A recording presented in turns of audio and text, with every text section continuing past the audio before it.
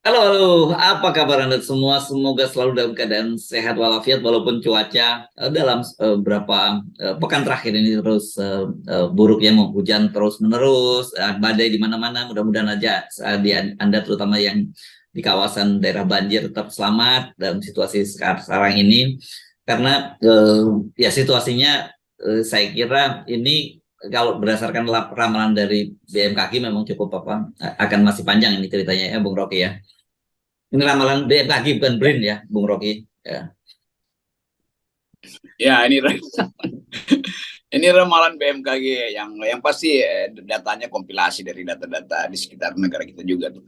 Tapi bagus juga untuk memberitahu bahwa seringkali ada yang nggak bisa diprediksi, yang dianggap bahwa musim hujan sudah selesai sejak tahun baru Cina, ternyata udah mau masuk bulan Maret itu masih curah hujan besar. Demikian juga soal politik, banyak yang nggak bisa kita prediksi sebenarnya.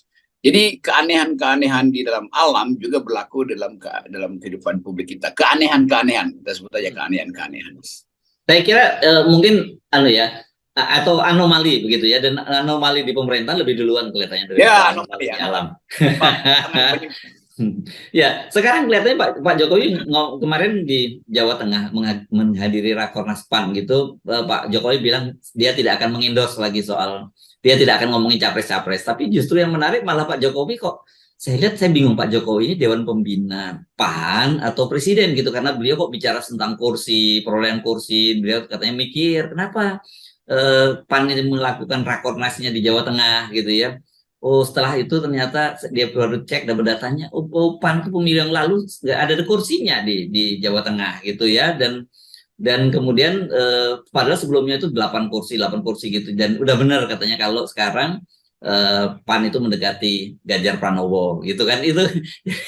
Jadi ini menarik juga, dan kedua yang saya lihat itu ada dua contrasting. Memang PDIP sudah memutuskan bahwa dia akan mengusung calon internal, siapa namanya menunggu petunjuk dari Tuhan gitu. Ibu Megawati kan suka berdoa begitu. Sementara Pak Zulkifli Hasan justru dia bilang menunggu petunjuk Pak Jokowi, dia mengusulkan Ganjar dan Erik. Ini menarik ini menurut saya. Coba kita ulas itu secara agak mendalam ya. Ini tahun politik di mana ekonomi berantakan, keakraban sosial berantakan tuh. Justru Pak Jokowi datang di dalam forum semacam itu harusnya dengan ide yang lebih luas dari sekedar soal pemilu, elektabilitas atau tarik presentasi kursi. Kan mestinya Pak Jokowi ajarkan publik supaya berpikir tentang misalnya hubungan antara pajak dan kemakmuran itu. Supaya para calon ini berpikir begitu tuh. Di Amerika setiap calon presiden pasti langsung dikepung oleh isu yang sangat sangat otentik, itu soal pajak, soal kemiskinan, soal stunting. Nah, Pak Jokowi dia ribut sendirian, seolah-olah dia bisa tentukan nanti melalui Munas itu siapa yang bisa, walaupun dia bilang nggak endorse lagi, tapi tetap. Jadi nggak ada semacam semacam refleksi bahwa ini bangsa mesti dituntun dengan ide yang makin lama makin tajam, bukan dengan menghitung-hitung suara partai. Demikian juga Ibu Mega tuh, ya udahlah kalau memang nggak ada ya udah bilang aja nggak ada.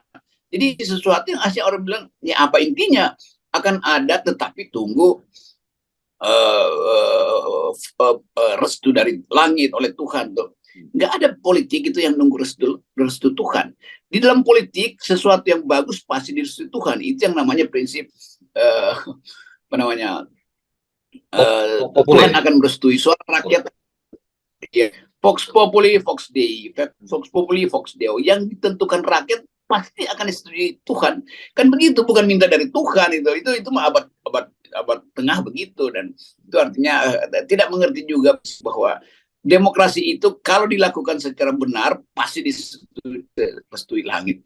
Jadi bagian ini yang saya anggap di FN kita bicara terus refleksi kebudayaan, refleksi politik kita tanpa tuntunan intelektual, artikel point of view itu berantakan.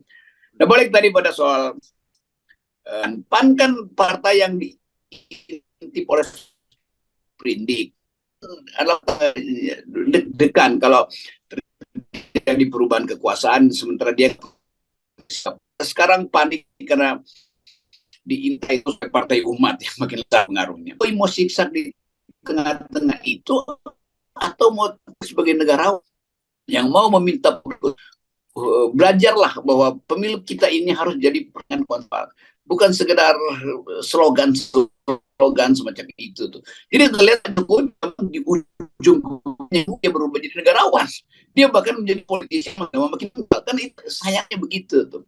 Semua presiden di masa akhirnya justru sedang bersiap jadi negarawan, bukan jadi calo itu. Ya.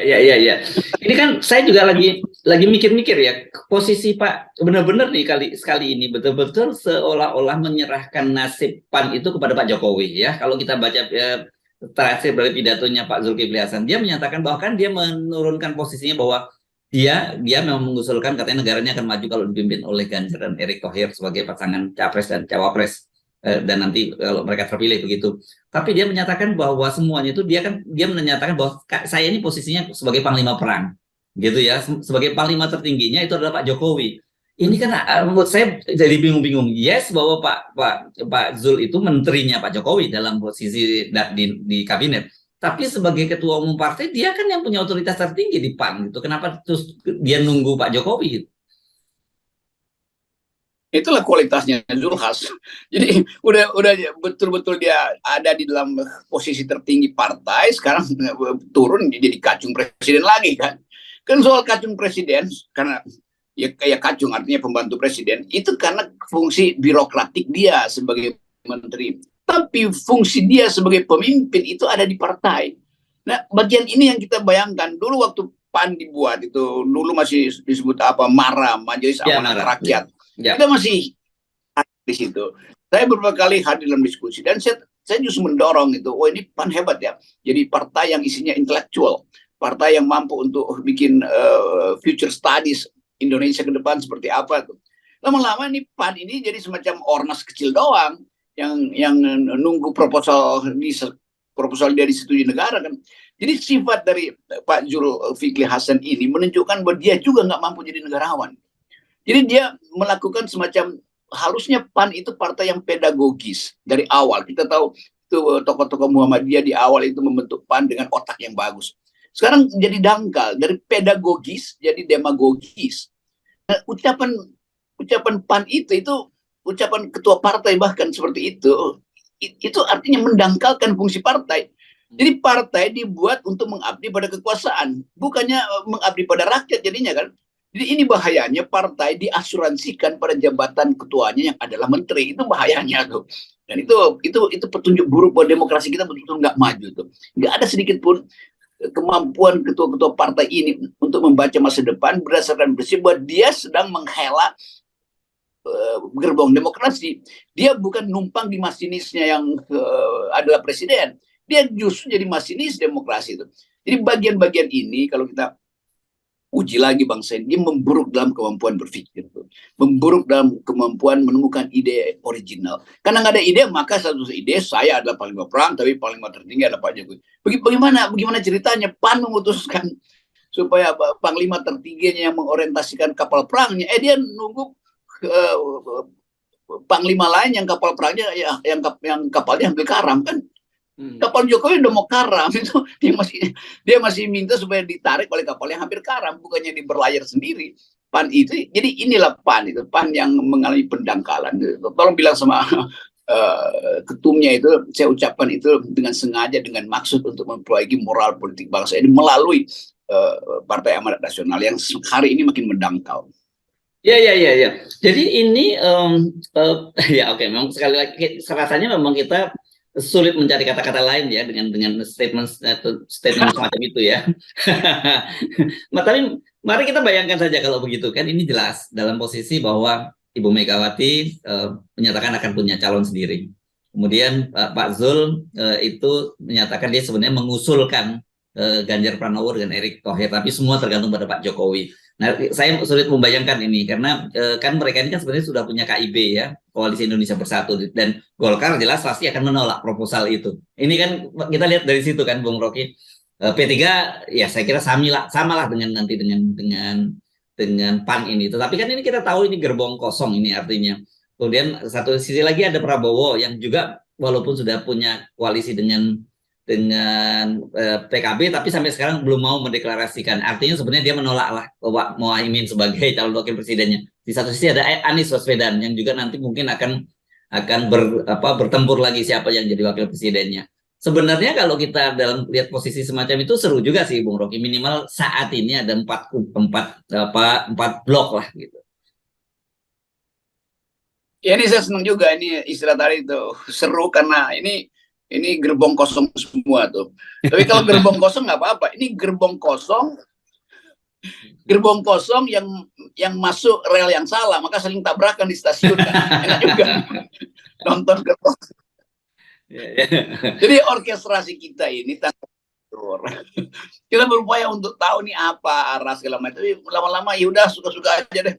Dan pada kesuka-sukaan itu kita tahu bahwa Jokowi diam-diam masih menyusun rencana. Dia tahu ini gerbong-gerbong akan tabrakan di stasiun yang sama karena salah masuk rel. Tapi juga akhirnya Jokowi terimpit di dalam gerbong-gerbong yang kosong itu tuh. Karena dia sendiri nggak punya ide tentang apa yang mesti dia ucapkan supaya orang percaya bahwa dia itu masih negarawan, bahwa dia itu nggak akan ngutak-ngutak lagi sistem pemilu, bahwa dia itu akan berlaku adil nanti di ujung sistem pemilu, bahwa dia nggak akan arahkan KPU dengan teknologi algoritma yang sudah disiapkan oleh Intel misalnya.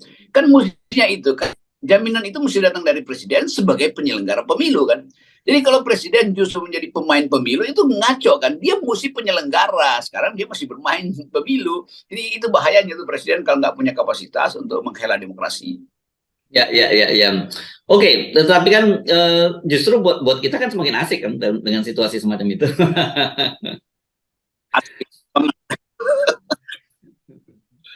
Ya, kita lihat kita jadi asik karena kita udah prediksi dari dulu. Dulu kita pakai istilah saling boykot di kabinet, saling amputasi di antara menteri, saling mengintai di antara partai. Sekarang itu yang terjadi tuh. Jadi dulu kita 6 bulan pas tahun lalu bahkan kita bikin prediksi, sekarang mulai terjadi itu gejala itu. Jadi memang ini gejala yang akan berakhir berantakan. Nah, berantakan itu yang harus kita jaga supaya dia nggak merembes ke masyarakat. Jadi berantakan elit biarin aja kan, bagus elit berantakan supaya ada elit baru yang tumbuh. Ya. Nah, tapi kalau tadi balik lagi ke tadi yang Anda Ibu Megawati menunjuk petunjuk Tuhan, sementara Pak Zulkifli Hasan menunggu petunjuk dari Pak Jokowi. Ini kan dari sini saja kita sudah mulai. Buat apa ada kongres partai, ada rakernas segala macam kalau nggak ada keputusan? Oh ini keputusan udah dibikin tapi tunggu petunjuk Tuhan. Oh ini kesepakatan udah dicapai tapi tunggu sinyal dari Pak Jokowi. Nah kalau Tuhan membatalkan, kalau Jokowi membatalkan, demokrasi habis dong. Lalu Tuhan akan bilang, kalian yang punya persoalan ngapain minta tolong ke gue kan gitu kan? Jadi hal-hal semacam ini menunjukkan kita nggak kasih. Partai politik nggak paham demokrasi, presiden nggak paham demokrasi. Kalau kita bilang begini nanti disu lagi kita kan, FRN masa menghina. Memang nggak paham. Oh yang tadi berantakan kok. Jadi prinsip bahwa di dalam demokrasi sirkulasi elit mesti dipercepat, kompetisi mesti dianjurkan.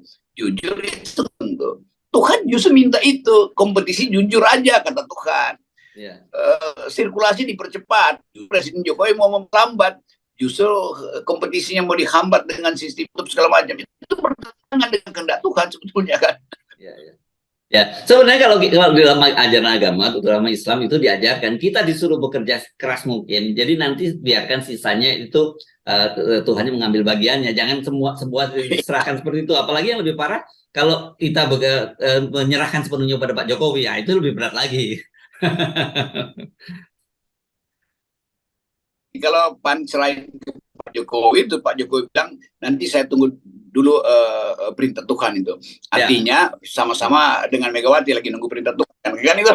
Jadi kekonyolan itu kita anggap aja seperti ya kedunguan-kedunguan kecil lah yang dipamerkan oleh orang-orang besar. Ya. Dan saya kira sebenarnya ini kita diam-diam itu sebenarnya ada saling menunggu ya antara Ibu Megawati dengan Pak Jokowi kan sebenarnya tadi Anda simpulkan dan ketemunya adalah sama-sama dengan menunggu perintah Tuhan tadi kan begitu. Ya itu tuh. Jadi Pak Jokowi takut mendahului perintah Tuhan yang akan diturunkan pada Ibu Mega. Ibu Mega juga takut mendahului perintah Tuhan lebih besar kan begitu kan. Ya. Ini semua orang itu mengasuransikan keputusannya pada Tuhan. Padahal tadi betul Tuhan bilang, kamu putuskan, sisanya urusan gue, kira-kira begitu. Jadi itulah otak tuh. Tuhan memberi otak, tapi kebanyakan gagal pakai, maka dikembalikan pada Tuhan. Itu ngerepotin Tuhan sebetulnya. Ya benar. lu ngapain lu gua jadikan manusia yang sebagai orang yang berakal gitu kok tiba semua terus kalau ada masalah gua yang disalahin kata Tuhan berarti begitu nanti kan. Enak aja lo gitu. Tuh. Jadi kita balik lagi pada tema kita bahwa pendidikan politik nyaris berhenti itu. Yes. Yang ada adalah ketakutan untuk masuk dalam kompetisi. Jadi itu dasarnya. Jadi sayang betul PAN yang tadinya didirikan sebagai partai yang mandiri secara intelektual akhirnya jadi kacung doang secara politis kan begitu. Demikian juga PDIP, partai yang besar yang harusnya udah ada kader masih nunggu juga suara dari langit itu. Padahal diperlukan suara dari Kongres. Gitu itu aja. Oke. Baik, makasih Bung Rocky dan kita tetap saja semua kawal itu semua dengan 0% ya. Nah, kalau 0% ini betul-betul perintah Tuhan supaya jujur dan adil. Ah iya betul juga itu.